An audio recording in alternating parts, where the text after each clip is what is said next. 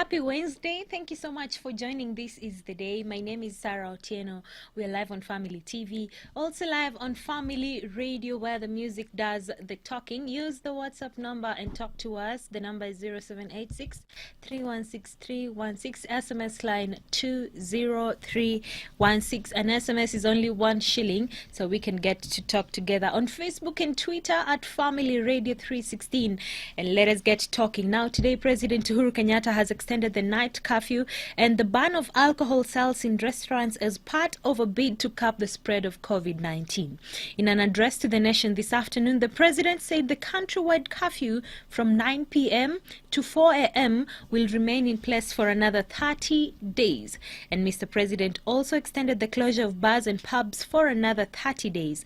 The president also announced that the Ministries of Sports and Health will jointly issue guidelines on the gradual resumption of sporting events in the country. The number of people attending funerals and weddings was reviewed upward from 15 to 100 people, with attendance adhering to the health protocols. Closing time for restaurants and eateries be and is hereby varied by 1 hour from 7 p.m. to 8 p.m. effective the 27th of August 2020. In accordance with the recommendations of the Interfaith Council, the maximum numbers of persons permitted to attend funerals and weddings is reviewed upwards from 15 to 100, with all in attendance abiding with the Ministry of Health protocols. That the ban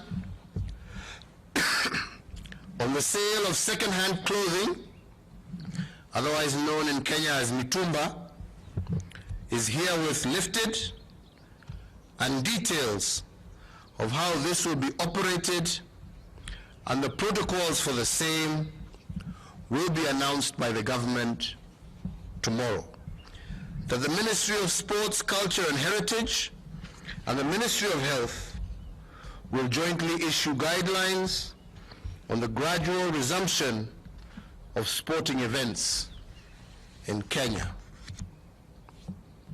That the nationwide curfew that is currently enforced between the hours of 9 p.m. to 4 a.m. daily be and is hereby extended by a further 30 days. Well, the president also gave a strong hint on a looming referendum, that is, after he advocated for constitutional changes that will strengthen the decade-old Kenyan constitution. President Kenyatta said that while the 2010 constitution has been hailed world over, there was need to adjust it and improve it for the future. The president borrowed heavily from the BBI proponents, who have called the execution to be extended as a solution for the winners take-it-all approach. But the crafters of this social contract also told us and reminded us that a constitution was a work in progress. And as such, we were made to adopt it with a promise that in the future we will make it better. 10 years later, the moment to improve on it, I believe, is now. And as I said in my Madaraka Day speech, we must not, as a people, succumb to the paralysis of constitutional rigidity. We must treat a constitution as a living being, as a living document that must constantly adjust to our emerging realities. I believe the moment calls on us to do better. Instead of a ceasefire document that enforces a zero-sum game in which winner takes all and loser is expected to accept, the moment calls us to a new time. The moment calls us to create a constitutional order that will long endure and survive and not be a conflict-stopping constitution.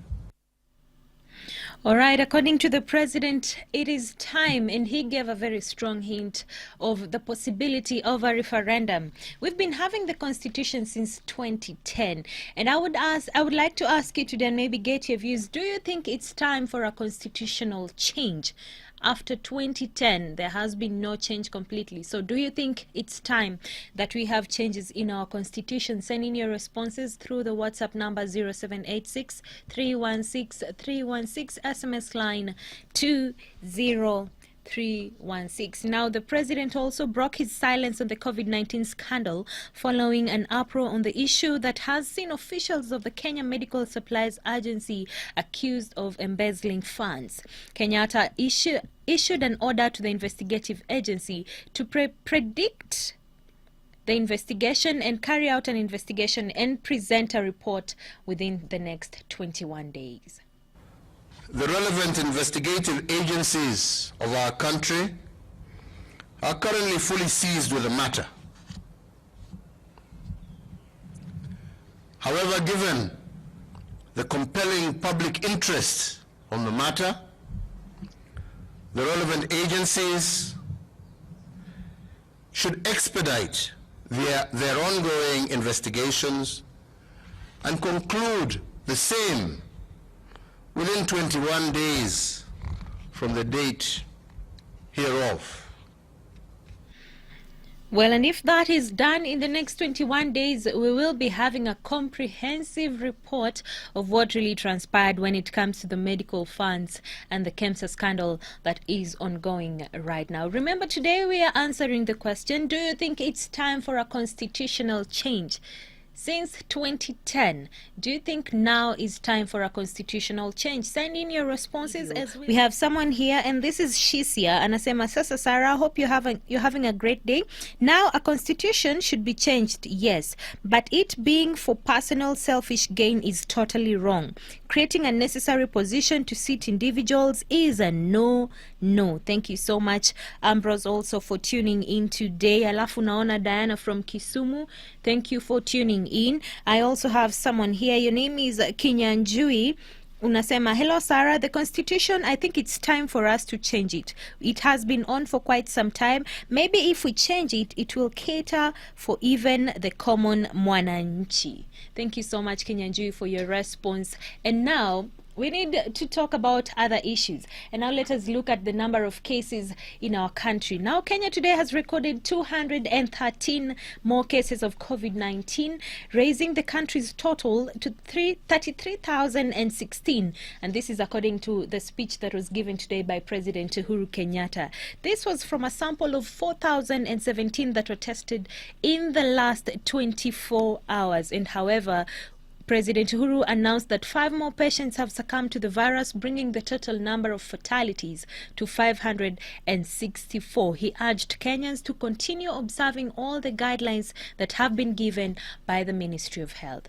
As at this morning, the confirmed COVID-19 cases have risen by 213, bringing the aggregate total so far to 33,016.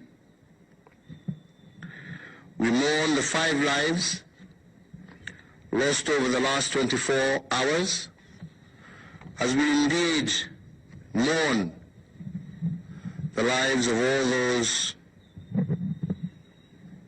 who have passed on as a result of this pandemic.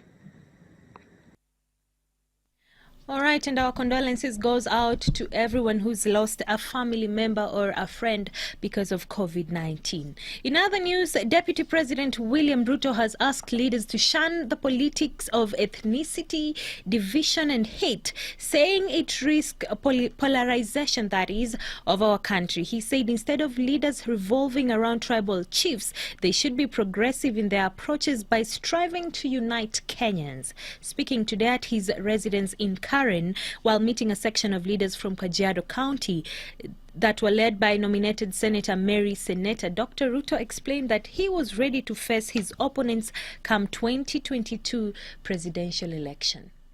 Ile kitu mimi nataka niwaombe kama wa Kenya.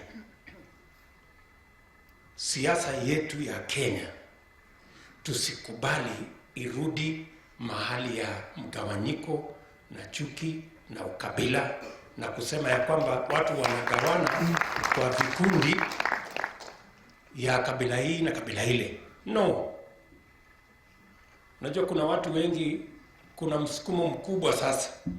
Nasukumwa ya kwamba kila kabila iwe na tribal chief yake. Ndio hawa ma tribal chief wakikutana mahali fulani ati wanaamulia wale wengine. Sisi tunataka tuwaambie, my friend, kila Mkenya atajiamulia. Hakuna mwenye kuamulia mwingine. Nini mtangojea kuamuliwa? Wajinga waliisha wa kuamuliwa. Kila mtu siku hizi hapo chonjo Kenya anajua kujiamulia. So hiyo siasa ya kutusukuma eti tujenge tribal chiefs ati ndio waende watuamulie wakiketi mahali fulani, sisi tunawaambia hiyo siasa hatuko. Tuko siasa ya chama ya kitaifa, mahali maoni ya kila Mkenya inasikizwa, mahali kila mtu ako na uhuru ya kujiamulia. Hakuna mjinga wa kwenda kuamuliwa ati na tribal chief, ati na mtu mwingine, ati una delegate. Hii serikali kama ni MCA, kama ni mjumbe, kama ni governor, senator, rais, Mkenya atajiamulia mwenyewe na hawezi kuamuliwa na mtu mwingine.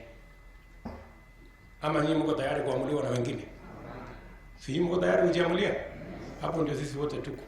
And that is the meaning of democracy. Well, the Deputy President, Pastor Benjamin Waka, the Deputy President there warning people against politics of tribalism there, and he says we need to focus on uniting Kenyans instead. Now in other news, Migori Governor Okoth Obado was arrested today after 3 hours of grilling by the Ethics and Anti-Corruption Commission. The officers were in Kisii. This is after he surrendered himself to the EACC officers located along the Kisii-Kilgoris Road, escaping the imminent arrest for allegedly stealing public money. Director of Public Prosecution Nurdin Haji had yesterday approved charges against him and some of his family members after agreeing with the findings from the EACC. Well, there we have it, and let's wait and see what happens to the Migori Governor Okoth Obado. And we remember earlier last year, he still had cases of Sharon Otieno, if you can clearly remember, about the murder case, and that again was off the courts. Now let's see where this heads. Now in other news, a section of student leaders have today called upon the government to reopen universities for the continuation of learning. The students have said that most students who attend university classes are grown-ups and they can be able to prevent themselves from contracting coronavirus. This comes just a day after Education Cabinet Secretary George Magoha gave the biggest indication yet that schools could reopen before January 2021 if the COVID-19 situation in the country continues to improve. To give our petition to the National Assembly and the Senate. These are both houses that represent the interest of Kenyans in this republic. We are here to petition on the decision by the Ministry of Education on closure of institutions, especially higher learning institutions in this country, amidst this pandemic. We have seen that indeed it's true. Coronavirus does not affect university students. Comrades, power. We are calling upon the Cabinet Secretary, the PS, the CAS in the Ministry of Education. Can you take the education docket seriously? They have been giving us one thing after the other. Can we be taken for a joyride? No. Will we accept to be taken for a joyride? No. We deserve to be given ample time to prepare ourselves. And this is where people are torn between and do not know where to draw the line between education and the education calendar and the health crisis that we are facing right now because of COVID-19 in our country. Well, let us wait also and see where this leads us. Well, on the question of the day, we have Sarah from Naivasha, and you're saying, hello, my namesake. Thank you. And unasema, maneno ya constitution, I'm still waiting to see. We've had so many changes in our constitution, the current one, and none has impacted positively on the common mwananchi. I'm talking about the Wanjiku hapa kwa ground. So let's wait and see if they decide to implement the new referendum and change of constitution, if it will help us. Thank you so much, Sarah, for tuning in. Do not be left out. Also, text us and tell us, do you think it's time for a constitutional change that has been hinted by the president today during his speech? Send in your feedback. And for now, human rights groups have condemned the use of excessive force by police officers when dispersing peaceful protesters, at the same time criticizing the government for the misuse of funds allocated for the fight against coronavirus outbreak in our country. This comes even as police officers yesterday used tear gas to disperse a demonstration organized by Mombasa Civil Society Group to protest the alleged diversion of the COVID-19 funds. We have noted with great concern gaps in transparency and accountability by government agencies charged with managing COVID-19 resources. These loopholes have led to overpricing of commodities, purchase of substandard personal protective equipment, embezzlement of commodities including donated PPEs, a failure of the PPEs to reach those who need it the most, including healthcare workers on the front line of fighting COVID-19, misappropriation of public funds meant to procure protective gear, support to the vulnerable Kenyans against the impacts of the pandemic, for instance, the Kazi Mtaani program, among others. Tunajua tulipoanza mambo haya, serikali ilisema tuna uwezo wa kupima zaidi ya watu 30,000 kwa siku. Hatujaweza kupita hata 10,000. Hiyo ndio uchungu tulio nao. Na kwa sasa tunaweza kusema kwamba licha ya kwamba wanatangaza matokeo baada ya masaa 24, tunasema kwamba si ukweli wanavyoambia Wakenya, kwa sababu inachukua muda zaidi ya yule ambaye inayohitaji. Wengine tumeona wanapimwa na inachukua siku 11 ndio waweze kupata. Mimi mwenyewe ni ushuhuda kwamba nilipimwa tarehe 27 mwezi wa 7 na nikaweza kupata majibu tarehe 8 mwezi wa 8. Ni vipi ningekuwa niko positive, ni kumaanisha kwamba ningeendelea kusambaza ugonjwa. Huu utepetefu unazidi kuwepo kwa sababu hela zimeweza kupelekwa kwa minajili ingine. All right, and I remember a discussion that we were having on Monday when we talked about police brutality, the causes and the effects, and how we can stop this. And when we were talking to one Boniface, he said that it takes you and me to change police brutality in our country and make that change. This is Kiprono Gideon from Kericho. Unasema, surely CSO education atafungua shule kweli. We are tired of staying at home. All right, we're still waiting to see what the education sector will decide when it comes to the reopening of schools.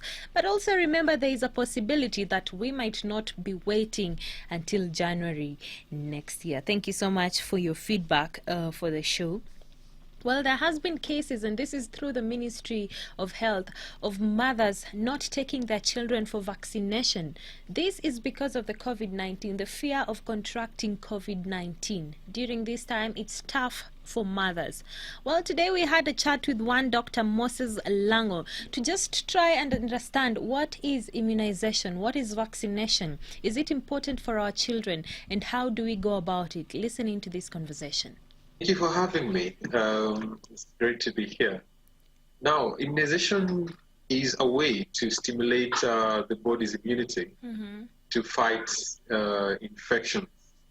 What happens naturally, you'll be exposed to many bugs, and you definitely get your white cells fighting, and they will learn how to fight that particular bug, and then you naturally get yourself immune to that particular bug. For example, a good example is chickenpox. Many of us got chickenpox when we were young, and then we never get it again for the rest of our lives because the body has learned it. Now, vaccines, immunization or vaccination is instead of waiting for the natural infection, we give you a weaker form of the infection, or we give you proteins mimicking that particular bug that you want you to learn how to fight. Then your body quickly finishes it and stores the memory in its cells, so that next time when exposed to it, the response is robust and very fast. All right. So in a nutshell, that's what immunization is. Okay, so if I'm getting you right, this is where maybe the virus is introduced to someone's body, and in this case, most of the immunization is done when someone is still a child, right? Yeah. And then now our bodies develop the antibodies, or am I right to call them antibodies, or the white blood cells fight them? Science kidogo. Yeah, so the vaccination or rather immunization can be against viruses, can be against bacteria, okay? Even some parasites, remember like malaria, there's a vaccine being worked on for malaria, and that's a parasite. So it doesn't have to be when you're young or when you're old, but it is important that we want you to be given the ability to fight these bugs before you're exposed to them. That's why we give them so early when you're still young. But some will give them at birth because we know that the moment you walk out of the hospital, you can be exposed to this bug. Yeah. Case in point is something like polio and TB. So we give you the BCG right after birth. We give you hepatitis B vaccine right after birth because these are things that we can get easily. And the other thing is something like tetanus. Mom is given the vaccine when she's pregnant, so that she can make the immunity and pass it over to the baby, so that by the time the baby is born, the baby already has these antibodies. So these, you're trying to get your body to make antibodies, and still you're trying to make your body know how to identify this bug and make antibodies quickly.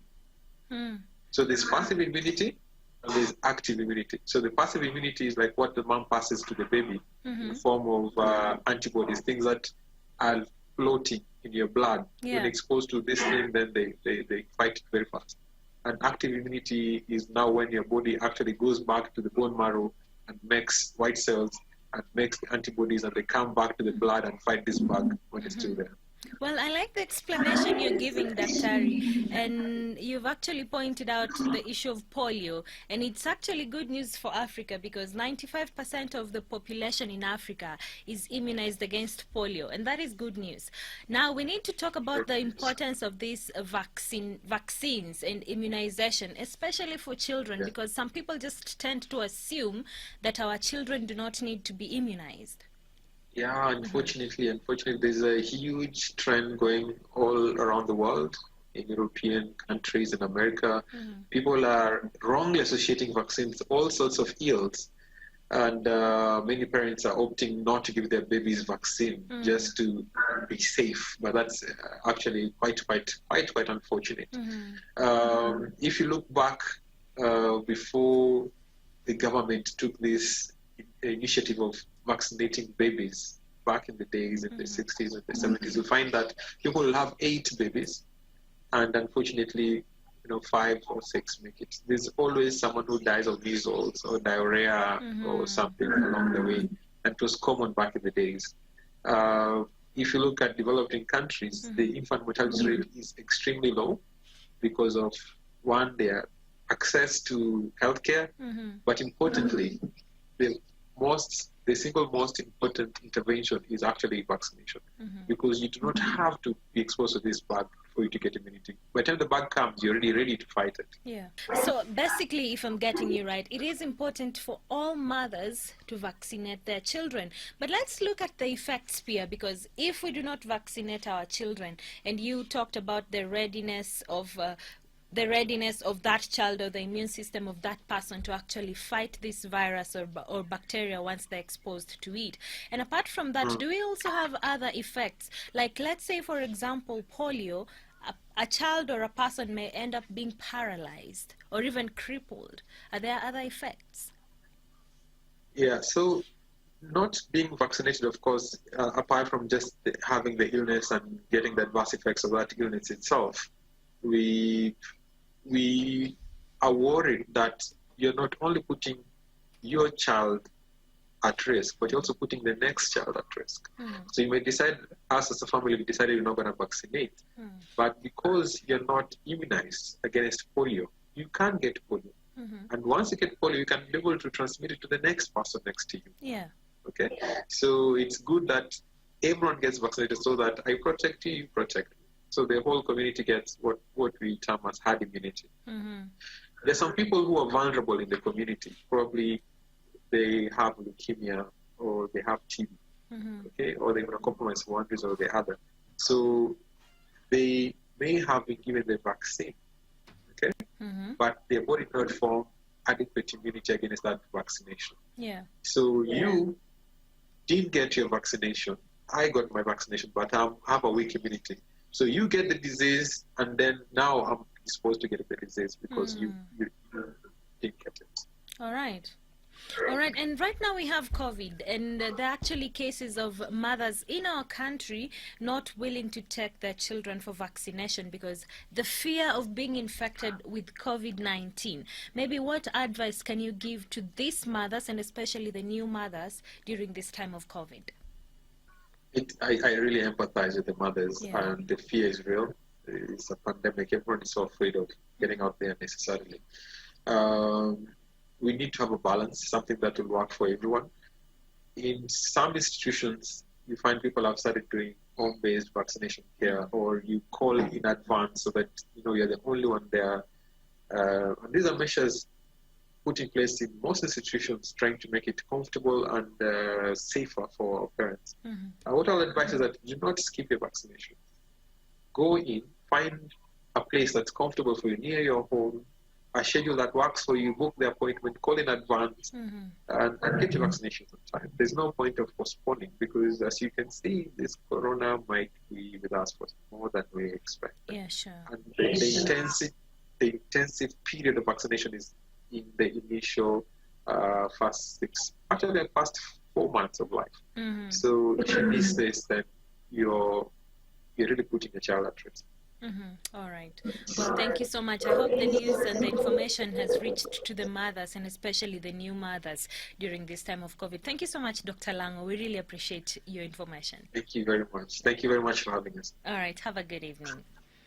All right, Dr. Moses Lango there telling us that it is important to have our children vaccinated despite the fact that we have COVID. Lynette from Nairobi, asante sana for tuning. Unasema regarding vaccine, I hope every family radio knows that Africa has been declared polio-free. Yes, and we did this story yesterday, and again we have retaliated it today, and that is good news. 95% of African population have been vaccinated, and literally Africa has been declared polio-free. That is good news. Also, remember the question that we are asking today: do you think it's time for a new constitution, as has been hinted by President Uhuru Kenyatta during his speech today? Send in your responses. Remy, on the topic of today, you're saying, I do believe that Kenyan constitution is good as it is. We have a constitution that is emulated and belongs and beloved by our nation. I don't see the need to do a referendum in order to change certain clauses. We can work with what we have right now. On the demonstration, Kenyans need to speak their voices on the recent COVID-19 millionaires that have eaten money meant for the poor. Thank you so much, Remy, for that response. And still on demonstration, the mother of Jacob Blake, the black man shot at least 7 times in the back by Wisconsin police, delivered a powerful speech to reporters yesterday in which she called for healing and asked people to pray for her seriously injured son. It is still unclear what happened in the minutes before the altercation began. Both officers involved in the incident are on administrative leave, according to various news reports, but neither of them has been identified by the authorities. Blake remains in the hospital where he has been undergoing numerous surgeries. His family's attorney, Ben Klump, has told reporters. We really just need prayers. As I was riding through the city, I noticed a lot of damage. It doesn't reflect my son or my family.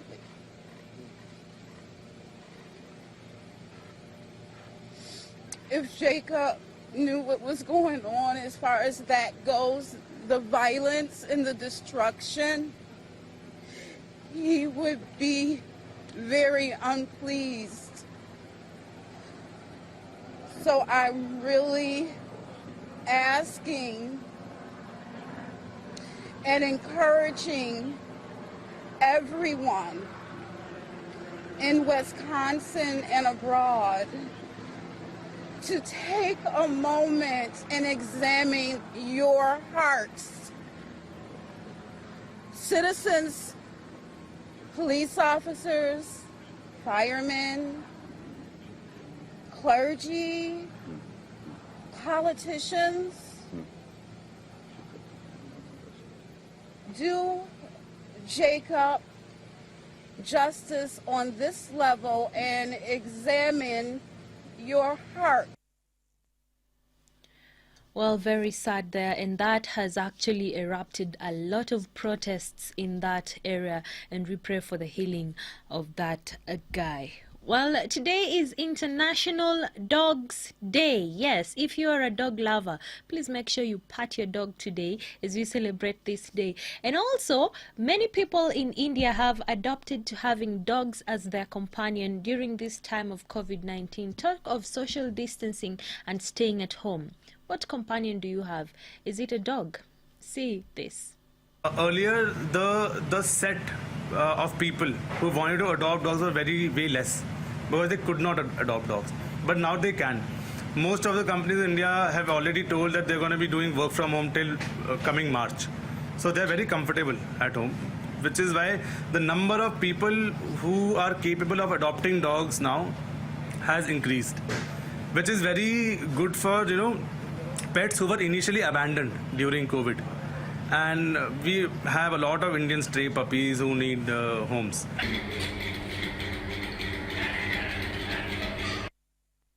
Well, the number of people having dogs or adopting dogs has increased. That is in India.